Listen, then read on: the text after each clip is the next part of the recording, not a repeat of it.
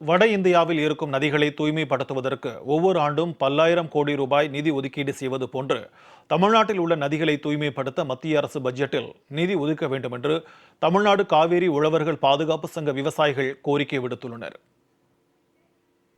இந்தியாவில் இருக்கின்ற நதிகளில் வட இந்தியாவில் இருக்கின்ற நதிகள் எல்லாம் தூய்மைப்படுத்துவதற்கு ஒவ்வொரு ஆண்டும் நிதிநிலையிலே நிதி ஒதுக்கீடு செய்கிறார்கள். பல்லாயிரம் கோடிக்கணக்கான ரூபாய் நிதி ஒதுக்கீடு செய்யப்பட்டிருக்கிறது. ஆனால் தமிழகத்தில் இருக்கின்ற காவிரி நதி உள்ளிட்ட நதிகளை தூய்மைப்படுத்துவதற்கு இதுவரை ஒரு பைசா கூட ஒதுக்கீடு செய்யாமல் இருக்கிறது. அதற்கும் நிதி ஒதுக்கீடு செய்ய வேண்டும். ரூஃப்டாப் சோலாருக்கு 25% மானியம் மற்றும் வங்கிகள் வழங்கக்கூடிய கடன் அதிகரிப்பு உள்ளிட்ட அறிவிப்புகளை பட்ஜெட்டில் எதிர்பார்ப்பதாக கொடிசியா தலைவர் கார்த்திகேயன் தெரிவித்துள்ளார். அது நாங்கள் இந்த ரூஃப்டாப் சோலார் போன வருஷம் அதுக்கு முந்தின வருஷம் கொடிஷா கேட்டிருந்தோம். 25% சப்சிடி ஆன் ரூஃப்டாப் அது நாங்கள் கொடுக்கணும்னு சொல்லி இந்த தடவை ஸ்ட்ரெஸ் பண்ணி கேட்டிருக்கோம். அது 150 கிலோவாட் வரைக்கும்.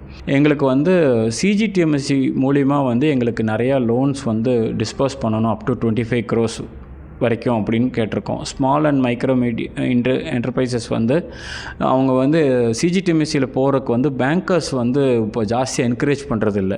அது நல்லா ஸ்டடி பண்ணி ஒரு நல்ல ஒரு அவுட்புட் வரும் பேங்கிங் சிஸ்டத்துக்கு அப்படின்னு எம்எஸ்எம்இ ஃபண்டிங்க்கு மெயினாக அது ஹெல்ப் பண்ணணும்னு சொல்லியிருக்கோம். ஏன்னா எம்எஸ்எம்இஸ் தான் ஜாப் ப்ரொவைடர்ஸ். இன்றைக்கி அவங்களுக்கு அந்த ஃபண்டிங் சப்போர்ட் வேணுங்கிறது இது எங்கள் கொடிஷாவோட சப்மிஷன். இந்த ஃபினான்ஸ் கேப் அனாலிசிஸ் நான் அங்கே எக்ஸ்க்ளூசிவாக அதை ஒர்க் பண்ணி கொடுத்துருக்கோம். தனியாக ஒரு ரிப்போர்ட்டாகவே கொடுத்துருக்கோம்.